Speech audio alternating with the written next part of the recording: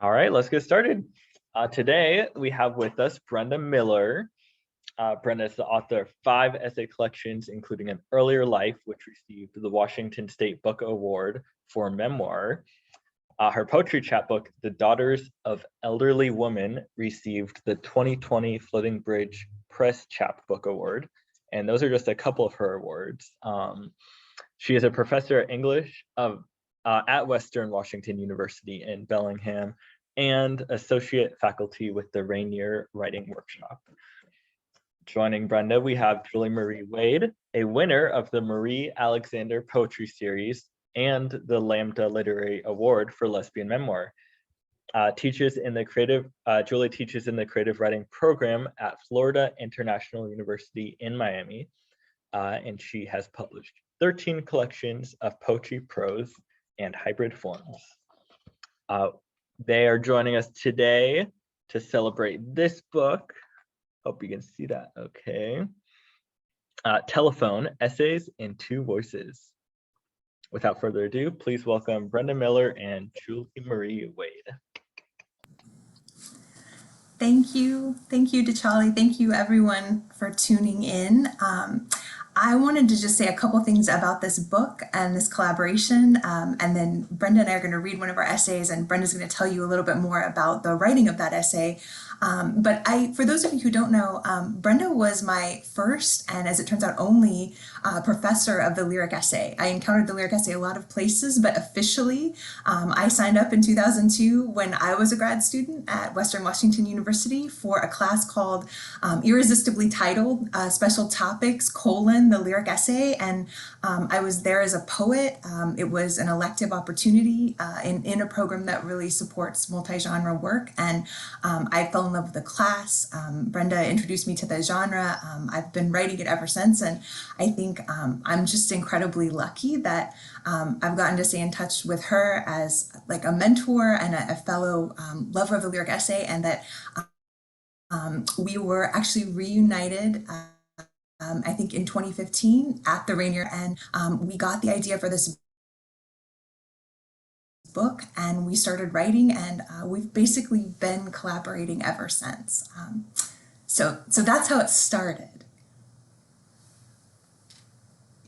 So thank you, Julie, and it's just been an honor to be writing with you. So the essay we're going to read tonight is called Toys. And the way our collaborations often work is we just think of some topic we're just excited to write about. And in this case, the journal Creative Nonfiction had a call out for a themed issue on childhood. And I thought, let's think about toys. And the way our collaborations often work is one of us will start, throw it over to the next one, comes back. So it's kind of a volley back and forth. And then we might reshape it in the revision process. So I'll just go ahead and get started, and then we're absolutely happy to answer any questions you have at the end. And I'd just like to make sure you're all muted. I see a few that are not, so if you could just check, make sure you're muted. But we're happy to see your faces as if we were at a real reading, so do feel free, if you feel comfortable, to turn on your video screen. All right, this is called Toys. 1. What would you expect to find? Raggedy Ann, certainly, and her lesser-known counterpart, Raggedy Andy. Crayola crayons, Mr. Potato Head, and Baby Doll, and Slinky. Candyland, oh yes. Your old Etch-a-Sketch, screen marred with erased images of the past. To date, 74 toys have been inducted into the National Toy Hall of Fame in Rochester, New York, chosen through these criteria: icon status, longevity, discovery, and innovation. Here's something you didn't imagine: cardboard box. Not a mechanized cardboard box, or a decorated cardboard box, or a box hiding bits and pieces of a puzzle. Just a box, brown with 4 flaps about the size of a microwave oven, or another the size of a refrigerator, or perhaps one as small as a shoebox. Any plain box will do, open, flaps flapping, empty of all content. Cardboard boxes came into use in the 19th century, a lightweight and reusable alternative to wooden crates. Once emptied, they could be flattened and stored away. Cardboard boxes were meant to be strictly utilitarian, but children always know better. They know the best use for something empty is to fill it with their own bodies. They know that emptiness is simply space waiting to be transformed. Remember, it could be Christmas or Hanukkah or your birthday. It could be the aftermath of a delivery, your parents preoccupied with whatever new shiny thing had arrived. It could be a surprise waiting for you in an alleyway, cardboard box set out with the trash. Cardboard box beckons. You squeeze yourself inside, smell the residue of styrofoam, a few packing peanuts wafting at your feet. You feel the dry, thick but thin walls mold your body to a new shape. You become a present waiting to be opened. Cardboard box becomes a house, a cave, a castle. Cardboard box becomes a car, a rocket, a train. Cardboard box tips over and becomes a fort, a refuge. Who are you inside this box? According to the National Toy Hall of Fame, inside a big cardboard box, a child is transported to a world of his or her own, one where anything is possible. Inside the box, you can become anyone.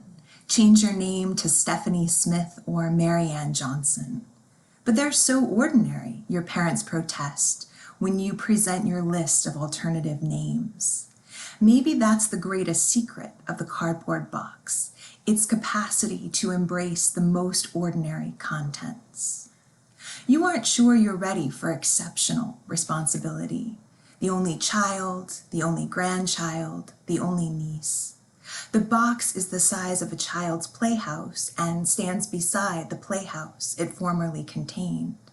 When your friend comes to visit, he converts your plastic cottage with window shutters, roll-out awnings, and a painted tulip border into a workshop that resembles his father's. He says he can hammer all day long. He wants you to pretend to make him a sandwich so he can just keep hammering on the imaginary workbench with the imaginary tool. This isn't going to work for you. You don't practice vacuuming or dusting, organizing spices, or folding laundry fresh from the line. You borrow your father's binoculars, practice crouching and holding impossibly still in preparation for your future life as a private eye. Though it's true that your family wants you to be extraordinary, gifted academically, prodigious on piano, a catalog model for JCPenney, such accomplishments must not come at the expense of being normal. They buy you classic, gender-specific toys now immortalized in the Hall of Fame. A baby doll you call Amy, and a fashion doll someone else has already called Barbie. Every baby doll serves a special function in cultivating, nurturing, and parental roles in children. Except you never want to mother Amy. She becomes your sister instead, the one you long for but will never have. Let Amy play piano. Let Amy pose for pictures. You prop her in a cardboard corner with your school books, make her hold your imaginary periscope, test you on your spelling words. Barbie, once charged with limiting girls' potential, went on to pursue many specialized careers, including dentist, paleontologist, and presidential candidate. Even in demanding positions, though, Barbie retained her fashion sense. You are not one of those girls who shave Barbie's head or remove it altogether. She is never your object of revenge. Instead, you leave her lonely on the basement stairs beside the boxes that contain her dream house and her glow-in-the-dark canopy bed. It's true there are other toys in the Hall of Fame you would have much preferred. Hot Wheels, Mr. Potato Head, a shiny red radio flyer. But you are content, for the most part, to lie flat on your belly, palms cupping your chin, watching the world and writing about it, on a steno pad with a Ticonderoga pencil.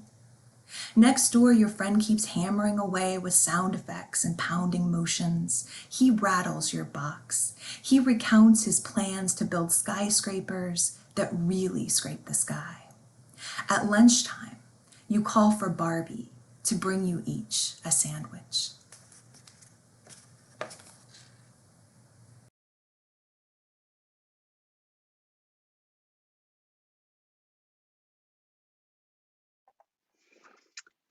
Three, I searched the National Toy Hall of Fame for my doll, my namesake, Brenda the nurse, but she's nowhere in sight.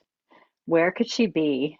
Maybe hard at work behind the scenes, saving the lives of other, more important toys. Perhaps I made her up, but I seem to remember her so clearly. She lay flat and cool as a drugged princess in her plastic box, a case gussied up to look like a hospital.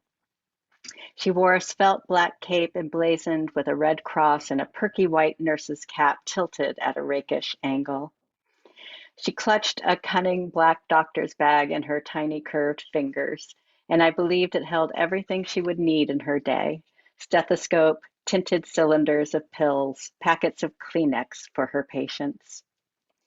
When my mother gave her to me, an unexpected gift, not part of a birthday or Hanukkah, I could tell she was pleased to have found something so perfect. Not that I had expressed any desire to be a nurse. My thoughts ran more to stewardess in those days, and I even sent away for a catalog from which one could order one's very own stewardess cap and sash. But rarely did I find my name among the racks of bicycle license plates or keychains at the drugstore, a deflation my mother had witnessed many times. To twirl the rack and look hopefully at the Bobbies and Bonnies and then to the Bruces with no Brendas in between felt almost like an annihilation, as if I didn't really exist. As it turns out, my mother gave me Brenda Bride, not Brenda the nurse. Of course, bride back then was considered a perfectly acceptable, perhaps even better, occupation for young girls to practice. She also gave me Sally Stewardess, and one of my friends got Nina the nurse. Brenda came in a box that looked like a storybook house, the place of her occupation. But I prefer to remember her as Brenda the nurse, a doll with purpose beyond pleasing her man. I've never been a bride, after all, and could never be contained in such a cozy house. I want to remember my doppelganger Brenda in her portable hospital, including an attic room where she slept on a cot. Why she would live in such austerity, I don't know. The other rooms would be saved for work: a waiting room, an examination room. I imagined myself in soft-soled shoes, padding quietly down hallways, dispensing tender yet efficient smiles at every doorway, my head nodding demurely at anything a doctor said. And then I would go home to my attic room, where I would fall into my Spartan bed, exhausted, and lay the cool metal of the stethoscope against my chest to count out the beats, my rhythm of being alive. 4. My mother had already decided I would become a doctor when I grew up. She liked the idea of the white coat, the prescription pad, my future heels clicking with feminine authority down the long, clean hospital hallways. Of course, the high salary and the cachet of saving lives could not be underestimated either. And the best way to meet a doctor is to be one yourself. She winked at me in the rearview mirror.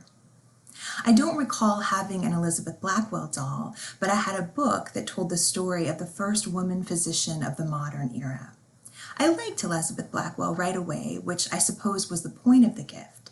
She taught women about their bodies, and she traveled around the world. She also avoided matrimony, which I found an intriguing idea. On this matter, my mother was conspicuously silent.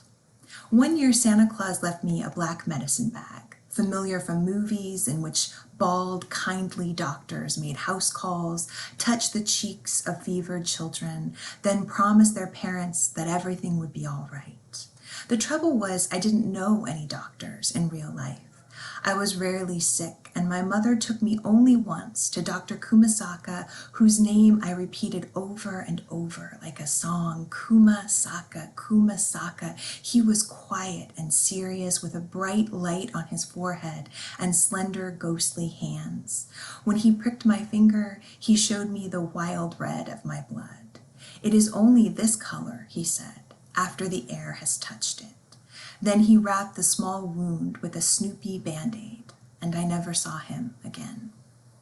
Soon after, I removed the plastic syringes from my own kit, the mysterious bottle of tonic, even the stack of gauze pads and the tiny thermostat or thermometer set precisely to 98.6. I stocked up instead on the tools of my own future trade. Rumpled notebooks, erasable pens, a flashlight, a camera, and a magnifying lens. Nancy Drew was always with me, and Trixie Belden too. Even the Hardy Boys had a place in my portable archive. Are there really no books in the National Toy Hall of Fame? Are alphabet blocks and Scrabble the closest its curators came to priming a life for the sustained investigation of words? On career day in 3rd grade, I stood in front of the class, opened the medicine bag, and revealed my treasures. I'm going to be a detective, I explained, and I'll also be writing mystery novels on the side. In the back row, my mother's face sagged. She must have thought of stakeouts, donuts by the dozen, mussed hair, and bad grooming habits. Of the writing, she said only, "It won't be worth it unless you write for Hallmark, or just like Daniel Steele." 5. No books in the National Toy Hall of Fame? This must be an oversight. Are we ever more at play than when we crouch down inside a book? Isn't a book just as playful, full of play, and just as ready to be filled with a child's body as cardboard box? Watch a child reading. She is no longer present in the ordinary, too serious world. I see the game of life occupies a place in this hallowed hall, though now my regard for this canonical display has diminished just a tad. Quote, one of the best-selling games of all time, life has also been translated into at least 20 languages. It was one of the first 3D board games with its upright, movable pieces and its integrated spinner. The television commercial promised that, quote, you will learn about life when you play the game of life. Even Art Linkletter said so. We used to drag this battered box onto the kitchen table, fold out the game board, choose our mode of transportation. For me, a practical roadster with slots ready for the tiny, upright plastic driver, spouse, and kids. Pink for girls, blue for boys. You had many choices to make in the game of life. Business or college? Children, how many? Insurance? Do you take risks or follow the winding path on a predictable trajectory? The spinner spins, lands where it may. I move my jalopy from one square to the next, fill it with people who can face only one direction. I buy no insurance. At some point, the game of life becomes tedious and you want to skip out, go back to your room with a book. A Wrinkle in Time, say, or Stranger in a Strange Land. Yes, that's it. You take this book with you wherever you go, even in the car, with mom and dad sitting immovable in their appointed slots, staring straight ahead into their future. 6. We had the game of life, but we never played it, not even once. I have my hunch as to why. My father always said too many choices can be dangerous. That's why God left us a guidebook, so we wouldn't presume to decide. Free will leads to sin, remember. Choice is just temptation in disguise. I was once a girl in lacy socks, then a teenaged Eve in appropriate attire.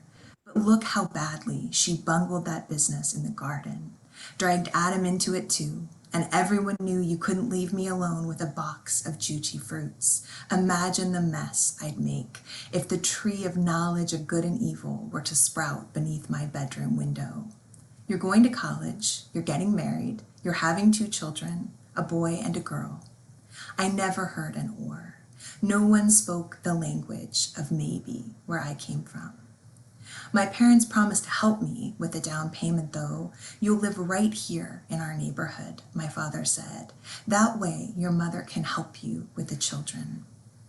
We played other games instead, some since inducted into the National Toy Hall of Fame, games that didn't threaten to undermine the patriarchy or contradict God's word.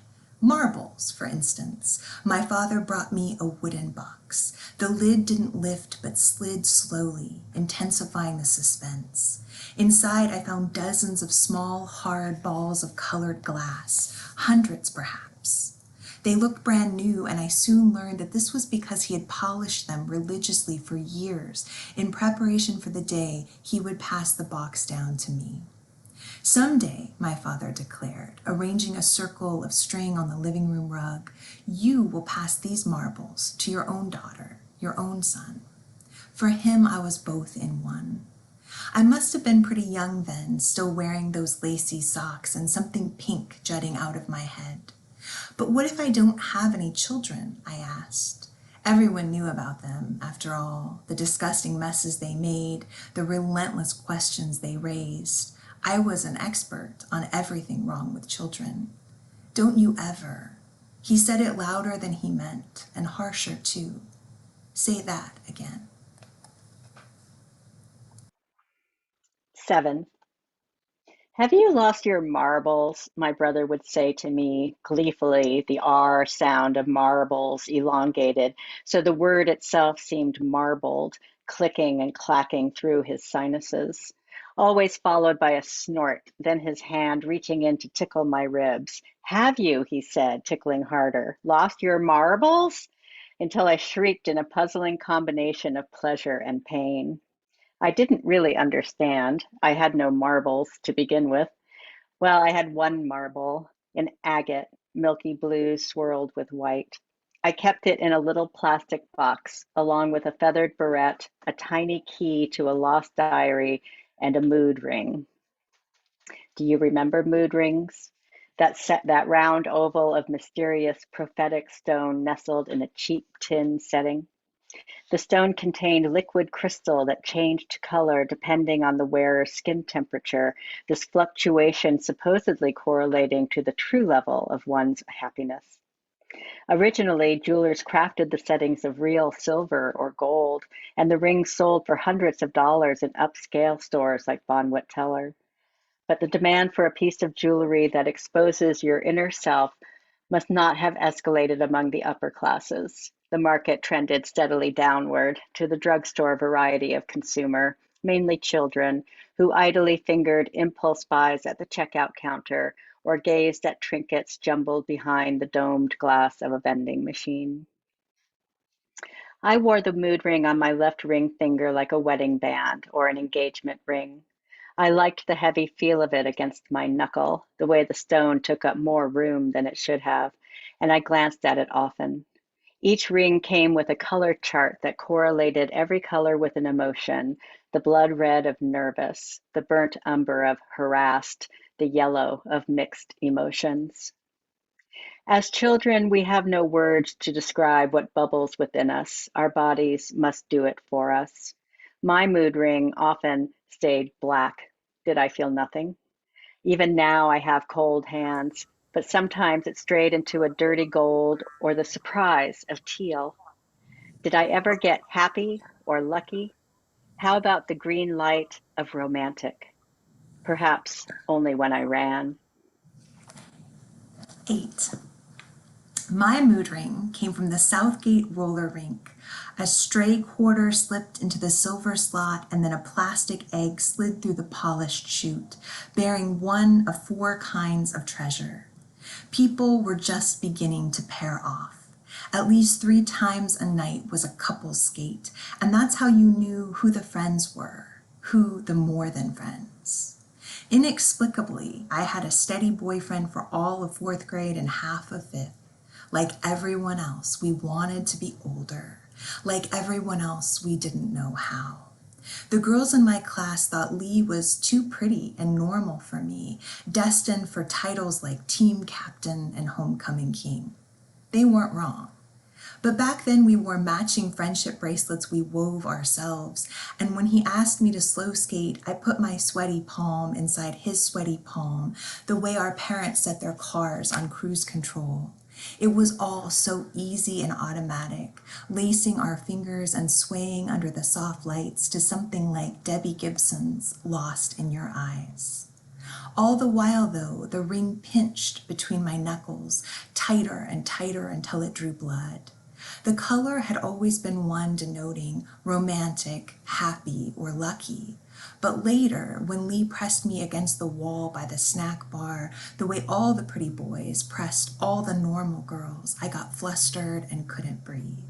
A stranger flashed her inhaler at me, but I didn't have asthma or even allergies. When I looked down at the ring, it had turned yellow, unmistakably, the color of mixed emotions. Not long then, before I threw that ring away. Roller skates belong in the National Toy Hall of Fame, so I'm not surprised to find them there. Ditto skateboards, big wheels, and bicycles. Until we could drive, these were the best ways we had of getting around. But what about staying put or drawing closer, learning to share an intimate space? I wanted to talk to people all day long, but I was growing more and more afraid to touch them. Even casual contact, passing a pencil or hovering too close in a line, might be misconstrued. And what of the girl in the locker room from the high school swim team who threw her wet hair so hard it whipped the air between us? What are you, a lesbian or something? I never went back to that pool. The mood ring chart makes me think of Twister, which was inducted into the Hall of Fame in 2015. First introduced in 1966 by Milton Bradley, Twister was not an instant hit. Then someone in PR made a last-ditch pitch to The Tonight Show. After Johnny Carson and Eva Gabor contorted themselves to laughter and rousing cheers, the game sold out everywhere. No store could keep it in stock. Maybe this is what all toys do. Grant their players some essential permission. What if I unfolded the slippery white mat on the dorm room floor and waved to my neighbors? If the whole east wing of Harstad Hall, girls in slippery white socks and leggings and messy buns without bangs, were suddenly stretching beyond their reach? If girls were falling all over each other, roaring with laughter, and I was one of them? What if, for once, no one worried where she would land? And that's the end of our essay, actually. Thanks, Brenda. Thanks, Julie. While you think of some questions or comments you want to ask in the chat, I'll go ahead and show you the National Toy Hall of Fame, since maybe you aren't familiar with it. And it's in Rochester, New York. It's a place you could actually go to, but it's kind of fascinating just to look at their website too. And I wanted to show this because a lot of our essays end up having a lot of research in them, and it's that kind of fun rabbit hole internet research that one does. And so thinking about toys, I'm not even sure how I got here, but I was like, there's a Toy Hall of Fame. And so then you see all the inducted toys and when they were inducted and why. And then you start thinking about things like the canon of toys and what's there and what's not. And thinking too about the history of some of the other things that you treasured as a kid, like a mood ring, and what's the history of that. So even in very personal work, I find that doing research can really enhance it and layer it in some way. So, all right, so we'll go ahead and come back. All right, do we have any questions from our audience? I think Heidi has a question I already see. It's so fitting that you chose to read toys. Thank you. This collaborative format has such a sense of play. It does, even in the telephone. How much of that playful effect came naturally and how much was carefully crafted? If the latter, how did you work to achieve that effect? It's a really good question. Well, it's totally natural. And it's just so much fun writing with Julie. And Julie, you may or may not know, is a very prolific writer, even in emails. And I don't know what she finds time to do all this writing. But so to be a collaborator with her made me really up my game and try to keep up. And so there's that sense of, oh, you know, I could, because she's 3 hours ahead of me too. So I'd wake up in the morning with her missive, and it was an energy jolt to get me going and to respond to what she was saying. And so you might have noticed this kind of stitching motion that happens throughout the sections, that whatever one of us brings up in one section, oftentimes, but not always, carries over into the next. Sometimes we even had a set of rules that are also playful, because games have rules. If they didn't have rules, it might not be as fun, right? So our very first collaboration, telephone, we made the rule to have it be like a game of telephone, which is where a phrase is uttered through several ears and is usually transformed by the end. And so our rule was that we had to take the last sentence of the section before us and scramble those words somehow and start our section. And so it has a more formalized sense of play. I echo the idea that it came really naturally. I was hoping you'd say that because it felt really natural to me, and just kind of like carrying on, you know, a conversation that we had, well, many conversations, but in 2015, our conversation when we were reunited in person, we somehow got to reminiscing about like real telephones, real, you know, analog rotary phones on the wall with the endless cord you could pull into another room, and just kind of like there was that spitballing of like piling on, and this, oh, and it was like this, and was your phone like this, and remember when the cordless phones came around, they were enormous. And in that conversation we realized that we were already kind of writing the essay, and so a lot of our writing is like a way to, I think, bridge the probably about 3,500 miles physically between us. And then, you know, this book was written pre-COVID, but it feels like the need for collaborative play might be even greater now, because so many of us are so isolated in a new way. So yeah, I think the play is always there, and that we always find it with our topic, or also, and Brenda taught me to research more, I think, and to see how much it added to the personal. Yeah. And I just wanted to mention too that some of the essays were done in a slightly different way, because if you have the book, you'll see that there's some in the form of an index or in the form of a catalog. And in that case, we were just kind of brainstorming the entries in these forms. And then after we had written them, we put them in alphabetical order. So in that one, there might be 2 or 3 by Julie and then 1 by me. And so it doesn't have that same predictable pattern. And in those, when we read them now, we can't remember sometimes who wrote which one. And even right before this reading, I was reading one of my sections. I was like, wait a minute, did her paragraph get into my section? And you know, so that's kind of the joy too, is letting go of this sense of ownership too of the writing. And especially since we don't name the speakers in the various sections, it becomes a more communal voice. But it can also become playfulness for the reader to figure out who, because I've talked to so many readers who really want to figure out who's saying what. And it can be fairly obvious since we have very different lives. But yeah, my mother says she's just reading my parts. So. That's hilarious. I commend her for being able to find them, because I'm often halfway through something and then I'm like, wait, oh, that's Brenda. Oh, I thought it was. Right. And that's true.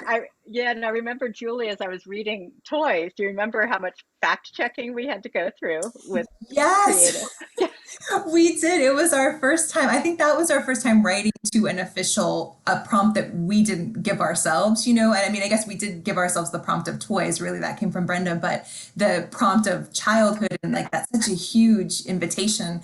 But we had never worked with creative nonfiction, or I think I had never been in creative nonfiction before. I think maybe Brenda had, but at that time it was all new to me how much fact checking would be involved, because I was sort of in often lyric essay and poetry land where I had never been fact checked before. So it became like really a different way of thinking about precision, like not just precision of language, but like is every single detail, verified and double verified. And so we can attest that it is because a team of people made sure that it was. So that was a good learning experience in the end too. But about those indices that Brenda mentioned, those were also, if people in the audience are maybe looking to do collaboration, which we of course hope you are, it can be really fun to give each other the permission, like to just take something like we were writing about heat and all the different connotations of heat, and to just like throw up a bunch on the page of possible little subtitles and then just sort of have at them and then later do the splicing. So you get really generative first and then you see, I think it's really playful when things are juxtaposed and you didn't plan or know that they would go side by side, but because we were trying out, putting things in alphabetical order that we had written not in alphabetical order, we got to see all these happy happenstances that happened too with just and it was really fun. Yeah. Yes, I was reading the line about the cap tilted at a rakish angle, and I think they even like said, "Are you sure it was a rakish angle?" They did because they measured it with a ruler. Like they enlarged an image of the doll and measured it to see if the hat on her head was, if it was a severe enough angle to be considered rakish. That was an unbelievable new level of precision in my life. And it wasn't even my doll. Yeah. So that's, I mean, they're an amazing magazine, but when you do work with creative nonfiction, be prepared for the very intensive fact checking. And the funny thing is that most of this essay is kind of written in the imaginative voice anyway. And I'm like, well, I was kind of just making it up. But anyway, going back to the chat, thank you, Fiona. Says thank you so much for sharing your work. Ronnie Jun, thank you. And yes, go visit the museum. Thank you, Judy. Shannon is asking about our editing process. So we didn't do a lot of editing in the individual essays. We kind of left each other's pieces alone. Maybe once in a while, we might give each other a suggestion, but it was very much just a suggestion. And then more editing came about in the book. So once it got into the hands of the book editors, then there was a lot of more, I don't know, what would you call it, Julie? More kind of big picture editing, like what Yeah. essays? Yeah.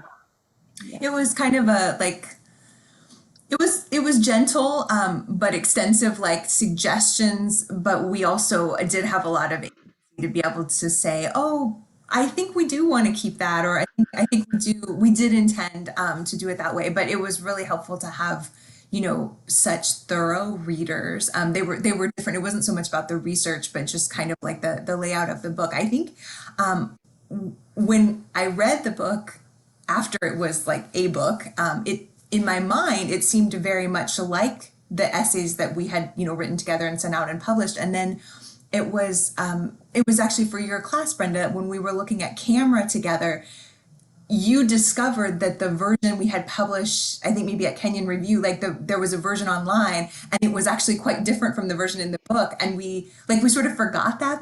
Sometimes that can be a when you forget that you're like so attached to a particular version and then this new version lives in the book. But it was different. It was like the version in the book is a little more spare. So if anything, if you went and found all these essays, they might be slightly larger in their first homes. And then in the book, there was like a bit of a paring down. But I think also in terms of editing each other, the fact that we didn't really edit each other, but maybe once in a while gave a suggestion, that's just like, if you have a collaborator that you trust and you feel like you can ask them to revisit something or ask for clarification, but you generally like really trust that they'll go back and be thorough and attentive in their own revision practice, then I think you have a really good collaborator, like someone that you not only find the play with, but that you really trust to do the revising work on their side. And we had that. Yeah, it's so important. And you might try it and it's not quite a good fit, and then you just say, okay, that was fun to try. And we also had a few, not a lot, but a few where the collaborative piece just didn't seem to gel. And it was usually because, I don't know, maybe our voices were so different and they were trying to kind of hit against each other. And in that case, we just took back our sections and turned them into our own essays, so nothing was ever wasted. And I still consider that collaboration because I wouldn't have written that essay without, the nudge from Julie's voice too. Yeah. Me too. I remember this isn't even when we got to the part of writing it together and then taking it back, but I don't know if you remember this, it was years back now, but you had this idea to write about typos. Yeah. It was a really great idea, but there was something going on. I was like, oh, I can't get to that right now. Like, can we give it a few weeks? And then you were like, well, maybe I'll write something. And I was like, do it, just do it. And then you wrote this fantastic essay that I now teach that's in brevity called Typos. And it was like, that was waiting to be written. And maybe I could have written something about typos, but it was like, that was just yours and you just were ready to run with it. And then other things, it's just been really seamless to take back out the parts that we'd written. But you're right, we wouldn't have written them as we did if we first written them together. We have a new essay, a pretty recent essay that's not in this book, came later than this book, that we had written it, spliced. And then we realized that it was really more of like two essays that go back to back. And we'd never had that happen before, but we unspliced it but kept it together. And I think we called it Pain Song, a Duet. So it's like two pain songs, but they're not intersung. They're one song together that kind of, it's like a diptych. They inform each other. Yeah. And so that was really exciting too. We came to a new kind of collaboration even after. Yeah, we were really lucky to have that published together in River Teeth.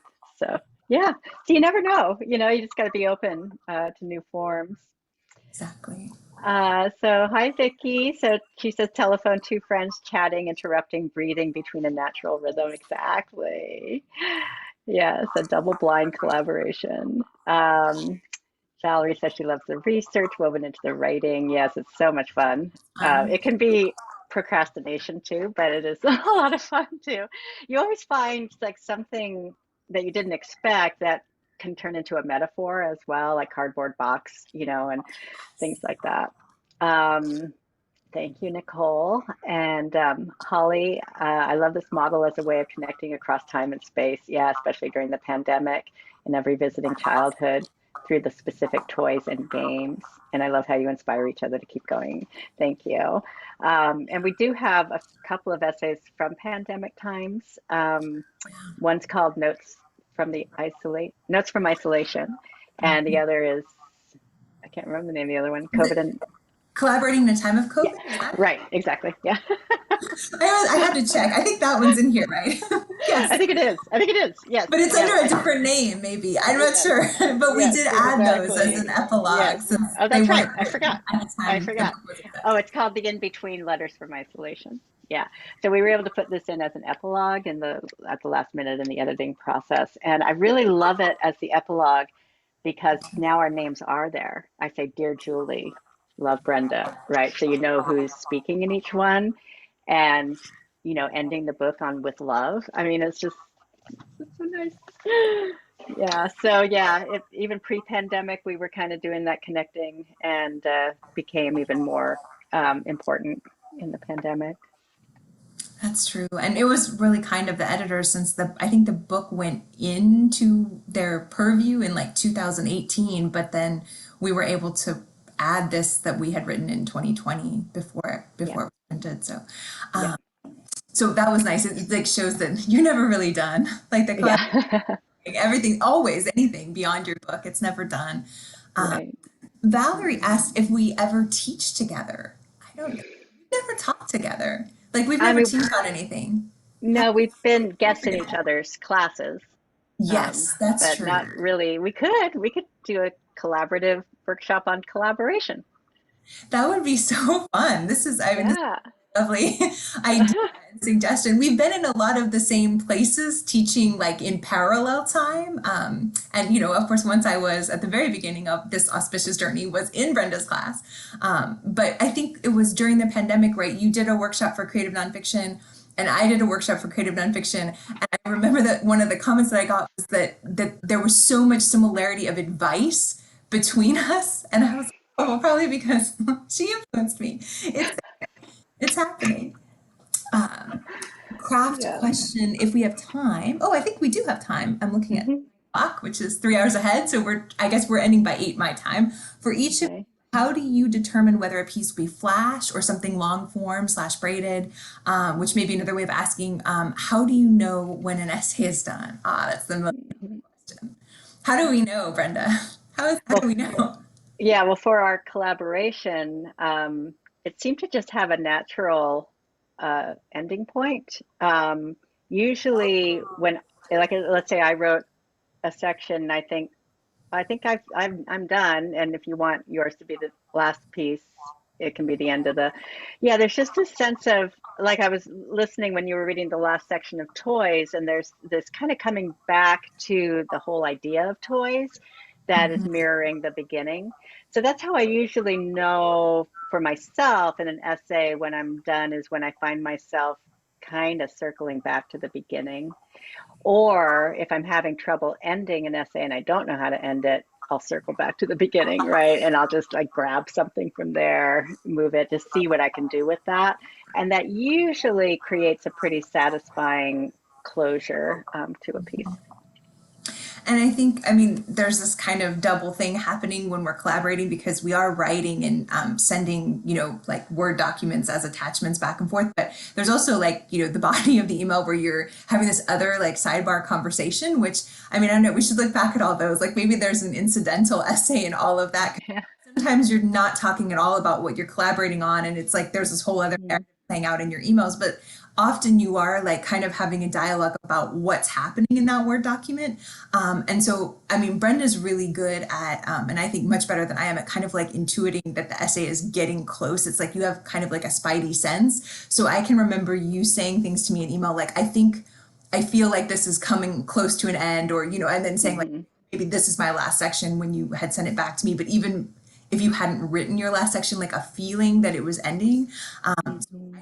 I try to channel that, because honestly, I could go on and on. I mean, I feel like I'm like a book length essay waiting to happen. So I need that kind of like, and also variation in length is something that, that I learned from you as a writer, and from other writers that you taught, of just the revelation that you could put together a book of essays where somehow in my head, I thought, 20 years back when I hadn't been reading those kinds of books, I didn't know you could have flash length essays alongside like a long braided essay. In my head, it was like the books you read as a kid where every chapter would say like 20 pages, where everything was, exactly symmetrical. And so it was kind of a revelation when I realized like, oh, a lot of these collections that I'm reading that I'm loving, of, creative nonfiction, lyric essay, whatever you might call it, like, oh, there could be a 2-page essay, and then there can be a 20-page essay, and then there might be, like a 10 or 12-page essay, and there can be a lot of variety in length. And so I'm glad that our book did that, like that we tried out different forms, even though they kind of dictated to us when they should be done. I think, Well, did we miss anything? Does anyone else have any questions for us? Those were really good. yeah. Yes, have students write collaboratively. Yeah. Definitely. More usually in a more advanced class on the lyric essay, we'll try a bit of collaborative writing. And some of you might have done the exquisite corpse exercise. We do that a lot in creative writing classes. So it's kind of a more substantial version of that, where you're really just allowing another person's words to trigger your own, and just kind of letting go of some control, which is thrilling but scary too. Yeah. Yes, I'm gonna type this into the chat, because I haven't made an official collaboration assignment, though. Now I'm liking the idea of a way that like Brenda and I could teach collaboration together. And also my friend and colleague here at FIU, who I also collaborate with, Denise Duhamel, she is a big proponent of collaboration and just a huge influence on me in wanting to collaborate. So I feel like, oh, we might be able to do that too. Like maybe we could enshrine this. But I've always made collaboration an option, or, like expose students to the possibility of writing collaboratively, but to be able to choose their collaborators, because not that there couldn't be value in not choosing your collaborator, but just to be able to have someone you really trust that you want to work with. So I can brag a little bit about 3 students who came to me in the spring of 2018, and I was teaching the kind of class Brenda's talking about, like the upper level undergraduate. It was a class that actually wasn't all lyric essay; it was creative nonfiction and a unit on the lyric essay. And I had these 3 incredibly talented students who said, like, we've been reading collaboration and we're excited about it, and we want to do a 3-part collaboration, and we want to pitch you our idea. And I was like, yes, let's do it. Like 3-part, that's incredible.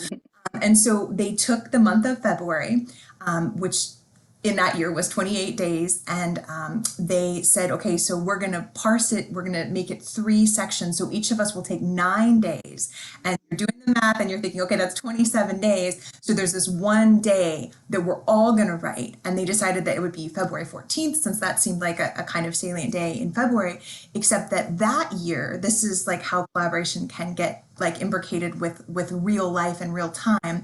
On February 14th, 2018 was the day of the Parkland shootings, and we were actually in class when that happened, and it's very close to where our class is. And so my students were just kind of overcome with emotion, and they said, well, we're not going to abandon the collaboration, we're going to bring this event to the essay. So all 3 of them addressed, so they weren't writing the days in real time, they were planning that they would be writing those days and taking notes on them. And this was sort of for the final project in April. So they all then came to February 14th with a personal and a kind of engaged, like sort of experiential engagement with the local news. And this essay that they produced and then they read some of at the final class was just incredible and incredibly moving. And then they started sending it out and they published it. So you can actually find it at So to Speak, a feminist journal of language and art. And the 3 collaborators are Erin Pupo, Manuela Velasco, and Isabella Marie Garcia. So if you Google those names and that journal, it will pop right up if you'd like to read it. And it's really incredible what they did. Yeah, and sometimes I'll have students in a lyric essay class, their final can be multimedia, and they might collaborate with someone outside of class, like collaborate with an artist or a painter or a musician or a dancer, or, so there's lots of different ways to think about collaboration. Or with their family. I've had people collaborate with their family members on work too, so yeah. Excellent. There is one more question. I think we have time. Do you mind sharing a little bit about your process in finding a narrative arc for the collection? I'm especially curious about this as it relates to an essay collection versus a chapter memoir that may unfold more chronologically. That's a really good question, Nicole. How did we put this book together? I don't remember. Sorry. I'm just looking at it, I'm like, is there a narrative arc? I think we put it together more imagistically, like looking, oftentimes when I'm putting together a collection, I'm looking just at first and last lines, literally, and just seeing how they might connect, in that way. So for this kind of book where the essays are not normal, the book itself doesn't really have that memoir-y type feel. Although I think we were clear that telephone would be the first essay. It was our first collaboration. It kind of sets up that idea of the speaking back and forth to one another. And then works in progress is the last essay of the body of the book. And that was about writing in a way. And I think kind of brings it around in that way. So, but I don't really, we did a lot with the editors in terms, because they took out several essays that we had in the original manuscript because they wanted it to be a kind of shorter, more succinct book. And then the epilogue came in, so yeah. When I'm looking at this, it's almost, it's that amnesia again. Like, I know we wrote all of these essays and I know we together and sent them out in the world. And you're right, there were more. But what I see here is kind of like, we didn't stack the essays that were like made the same way all together, but we spaced them out in a way that kind of mirrors like the splicing that happens in a lot of the essays, though not all of the essays. So you're right that telephone was like laying this foundation, and then an essay like toys is much more researched. And then right after that is heat index, which is one of those with all the little subtitles. And so you can't pick out our voices as easily because there isn't really any narrative at all. It's just glimpses and often like reflections on the subtitle. And so then we went back to maybe a more narrative compared to the others, and then a more imagistic. And so it kind of seems like we braid our table of contents in a sense. And we did end with a meta essay, and then the very meta with the epistolary piece at the end. So yeah, there are a lot of ways. There are a lot of ways to do it. There is not. That's the nice thing about collaboration. I mean, it's always been there, but because it hasn't been in creative nonfiction like a thing I've seen until more recently in a lot of published books, there's still it's like a wild frontier. You can do whatever you want. It's exciting.